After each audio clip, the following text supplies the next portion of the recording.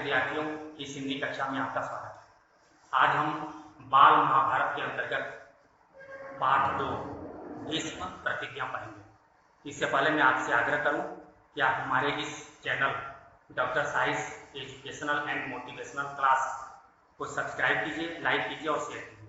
आपको इस पाठ से संबंधित कोई भी समस्या हो, कोई भी प्रश्न पूछना हो तो इस वीडियो के नीचे कमेंट बॉक्स है, उसमें आप पूछ सकते हैं। मैं यथासंभव उसका उत्तर देने का प्रयास करूंगा। मैं आपसे एक प्रश्न पूछना चाहता हूं। भीष्म प्रतिज्ञा, आपने महाभारत धारावाहिक देखी होगी। महाभारत धारावाहिक में एक चरित्र है भीष्म पितामह, जो कौरवों और पांडवों के पितामह हैं और सभी उन्हें भीष्म पितामह कहते हैं। क्या आपको पता है कि उनका नाम देवव्रत था, बाद में भीष्म नाम पड़ा। भीष्म नाम क्यों पड़ा, इस पाठ में हम वही समझेंगे। पाठ का नाम है भीष्म प्रतिज्ञा। भीष्म का अर्थ होता है कठोर, यानी कठोर प्रतिज्ञा। इस पाठ के प्रमुख पात्र हैं राजा शांतनु, जो हस्तिनापुर के राजा हैं, सत्यवती, जो मल्लाहों के सरदार की कन्या है और इससे राजा शांतनु विवाह करना चाहते हैं। मल्लाहों का सरदार, मल्लाह यानी केवट, जो नाव चलाते हैं, पाठ को विस्तार से पढ़ते हैं।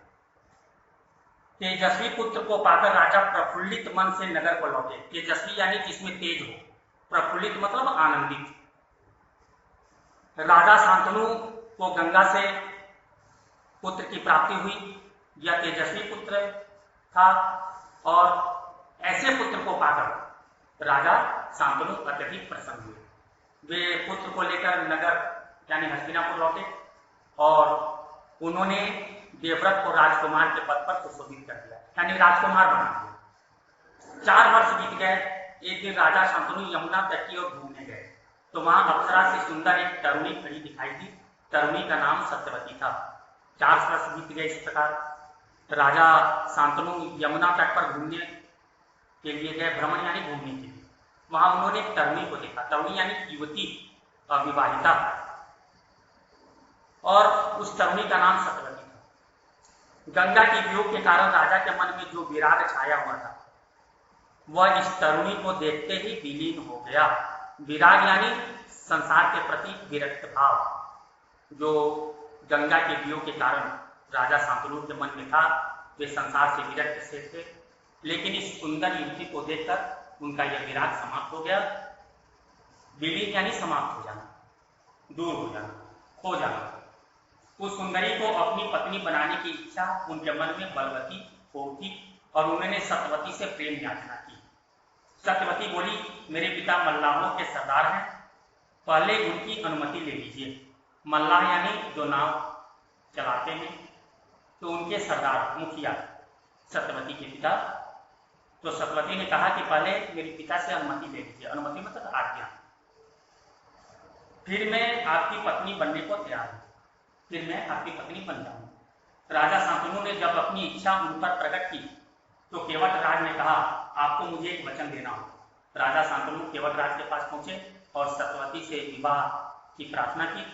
तब केवट राज ने कहा कि आपको भी एक बात माननी पड़ेगी, एक वचन देना हो। राजा ने कहा, जो मांगोगे दूंगा, यदि वह मेरे लिए अनुचित न हो। मैं वचन देने के लिए तैयार हूं, लेकिन वह मेरे लिए अनुचित नहीं होना चाहिए। ऐसा न हो कि वह वचन देने योग्य न हो।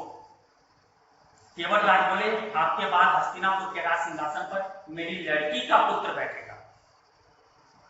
इस बात का आप मुझे वचन दे सकते हैं? यानी केवट राज ने कहा कि सत्यवती का पुत्र ही हस्तिनापुर के राज सिंहासन पर बैठेगा, मुझे बस यही वचन चाहिए। राजा शांतनु आश्चर्यचकित हो गए, क्योंकि वे गंगा पुत्र देवव्रत को मानते थे। देवव्रत को उन्होंने राजकुमार घोषित कर रखा था। अब देवव्रत ज्येष्ठ पुत्र थे। अब देवव्रत के व्यतीत किसी और को राज सिंहासन कैसे दिया जा सकता था, इसलिए उन्होंने मना कर दिया। केवट राज की शर्त राजा शांतनु को नागवार मिली। नागवार मतलब अच्छी नहीं है। गंगासुत को छोड़कर अन्य किसी को राजगद्दी पर बैठाने की कल्पना तक उनसे न हो सकी। निराश और उद्विग्न मन से वह नगर की ओर लौट आए। किसी से कुछ कह भी न सके, पर चिंता उनके मन को कीड़े की तरह उतर कर खाने लगी। जिस तरह कीड़ा किसी भी सामान को कुतर देता है, वैसे ही वो चिंतित रहने लगे, दुखी रहने लगे। देवव्रत ने देखा कि उसके पिता के मन में कोई न कोई व्यथा समाई है। व्यथा यानी पीड़ा, कोई न कोई पीड़ा है, किसी न किसी बात पर वे दुखित है, पीड़ित है। एक दिन उसने शांतनु से पूछा, पिताजी, संसार का कोई भी सुख ऐसा नहीं जो आपको प्राप्त न हो, फिर भी इधर कुछ दिनों से आप दुखी दिखाई दे रहे हैं, आपको किस बात की चिंता है? पुत्र होने के नाते देवव्रत ने अपने पिता को दुखित देखा तो उनसे पूछा कि आप चिंतित क्यों? सारी सुख सुविधाएं आपके पास उपलब्ध है, आप महाराज हैं, फिर आप ऐसी क्या चिंता की आप इतने दुखित उद्विग्न दिखाई दे रहे, परेशान दिखाई दे रहे? यद्यपि शांतनु ने गोल मोल बातें बताई। अब शांतनु अपने पुत्र के सामने ऐसी बातें कैसे बता सकते थे, इसलिए उन्होंने गोल मोल यानी बातों को छिपाया। फिर भी कुशाग्र बुद्धि का तेज बुद्धि, जिसकी बुद्धि तेज हो उसे कहते हैं कुशाग्र बुद्धि, पूछ के अग्र के समान बुद्धि। देवव्रत को बात समझते देर न लगी। कुशाग्र बुद्धि के देवव्रत ये तुरंत समझ गए कि कोई भी कोई बात है, इसलिए पिताजी दुखित है और इसकी पड़ताल कैसे की जाए। तो राजा शांतनु हमेशा सारथी के साथ जा रहे हैं, रथ पर जा रहे हैं, तो देवव्रत ने सीधे ही सारथी को पकड़ा और सारथी से सारी बातें पता कर दिया। वो दिन केवल रात यमुना नदी के किनारे जो कुछ बातें हुई थी उनका पता लगा। पिताजी के मन की व्यथा जानकर देवव्रत सीधे केवट राज के पास गए और उनसे कहा कि वह अपनी पुत्री सत्यवती का विवाह महाराज शांतनु से करते हैं। पुत्र होने के नाते जब उन्हें सारी जानकारी मिल गई तो अपने पिता की इस दुख, इस पीड़ा के निवारण के लिए राजकुमार देवव्रत सीधे केवट राज के पास पहुंचे और उनसे विनती की कि अपनी पुत्री सत्यवती का विवाह महाराज शांतनु से कर दें। लेकिन केवट राज नहीं, वे अपनी पुत्री के भविष्य के विषय में सोच रहे थे, अपनी पुत्री के पुत्रों की भविष्य के विषय में सोच रहे थे। इसलिए उन्होंने वही शर्त जो राजा शांतनु के सामने रखी थी राजकुमार देवव्रत के सामने भी रखी। देवव्रत ने कहा, यदि तुम्हारी आपत्ति का कारण यही है तो मैं वचन देता हूं कि मैं राज्य का लोभ नहीं करूंगा, सत्यवती का पुत्र ही मेरे पिता के बाद राजा बनेगा। यानी देवव्रत ने कहा कि मैं राजा नहीं बनूंगा, सत्यवती का पुत्र ही राजा बनेगा। केवट राज इससे संतुष्ट नहीं हुए। केवट राज ने कहा कि आप जिस तरह वीर हैं आपका पुत्र भी वीर ही होगा। आप राजा नहीं बनना चाहेंगे लेकिन आपके पुत्र को राजा बनना चाहेंगे, तो हो सकता है वे मेरी पुत्री के पुत्र से राजगद्दी छीन लें, राज्य छीन लें। केवट राज इससे संतुष्ट न हुए, उन्होंने और दूर की सोची। बोले, आर्यपुत्र, इस बात का मुझे पूरा भरोसा है कि आप अपने वचन पर अटल रहेंगे, किंतु आपकी संतान से मैं वैसी आशा कैसे रह सकता हूं? आप जैसे वीर का पुत्र भी तो वीर ही होगा। बहुत संभव है कि वह मेरी नाती से राज्य छीनने का प्रयत्न करे। इसके लिए आपके पास क्या उत्तर है?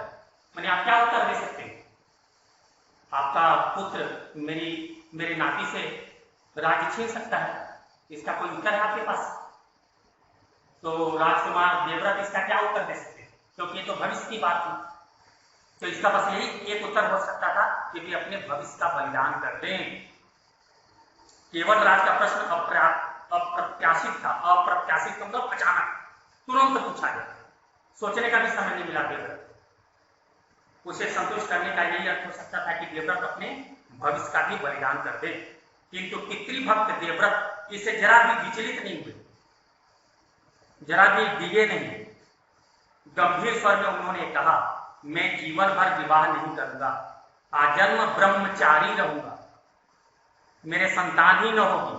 अब तो तुम संतुष्ट हो? और उन्होंने कहा कि ठीक है, मैं आजन्म ब्रह्मचारी रहूंगा, विवाह नहीं करूंगा। अब तो संतुष्ट हो गए, अब तो अपनी पुत्री का विवाह राजा शांतनु के साथ कर दीजिए। किसी को आशा न थी कि तरुण कुमार ऐसी कठोर प्रतिज्ञा करेंगे। तरुण हैं, युवक हैं, अविवाहित हैं, और उन्होंने ऐसी प्रतिज्ञा कर दी कि मैं आजन्म ब्रह्मचारी रहूंगा। यह भीष्म प्रतिज्ञा है, कठोर प्रतिज्ञा है। ऐसी प्रतिज्ञा दूसरा कोई नहीं कर सकता, और ऐसी कठोर प्रतिज्ञा करने के कारण राजकुमार देवव्रत को भीष्म कहा गया। किसी को आशा न थी कि तरुण कुमार ऐसी कठोर प्रतिज्ञा करेंगे। देवव्रत ने भयंकर प्रतिज्ञा की थी, इसलिए उस दिन से उनका नाम भी भीष्म पड़ गया। केवट राज ने सानंद अपनी पुत्री को देवव्रत के साथ विदा किया। सानंद मतलब आनंद के साथ। सत्यवती से शांतनु के 2 पुत्र हुए, चित्रांगद और विचित्रवीर्य। शांतनु के देहावसान यानी मृत्यु के बाद चित्रांगद हस्तिनापुर के सिंहासन पर बैठे और उनके युद्ध में मारे जाने पर विचित्रवीर्य की 2 रानियां थी, अंबिका और अंबालिका। ये 2 काशीराज की पुत्रियां थी जिन्हें स्वयंवर से भीष्म लेकर आया। अंबिका के पुत्र थे धृतराष्ट्र और धृतराष्ट्र के पुत्र ही कौरव कहलाए जो कि संख्या में 100 थे। पांडु के पुत्र पांडव कहलाए जो संख्या में 5 थे। महात्मा भीष्म शांतनु के बाद से कुरुक्षेत्र युद्ध का अंत होने तक उस विशाल राजवंश के सामान्य कुलनायक और पूज्य बने रहे। भीष्म कुरु राजवंश के सामान्य कुलनायक के रूप में रहे। महाभारत का युद्ध समाप्त होने के बाद जब युधिष्ठिर सिंहासन पर आरूढ़ हो गए तब इच्छा मृत्यु प्राप्त भीष्म ने अपने शरीर का त्याग किया। तो इस तरह से हम देखते हैं कि भीष्म ने कठोर प्रतिज्ञा की, भयंकर प्रतिज्ञा की, इसलिए देवव्रत से भीष्म हुए और उनकी यह प्रतिज्ञा आज भी लोगों के लिए प्रेरणादायक है कि अगर प्रतिज्ञा करनी है तो भीष्म के समान प्रतिज्ञा करनी है जिस पर आजन्म अडिग रहा जा सके। अगले वीडियो में हम इसका प्रश्नोत्तर भाग देखेंगे। धन्यवाद।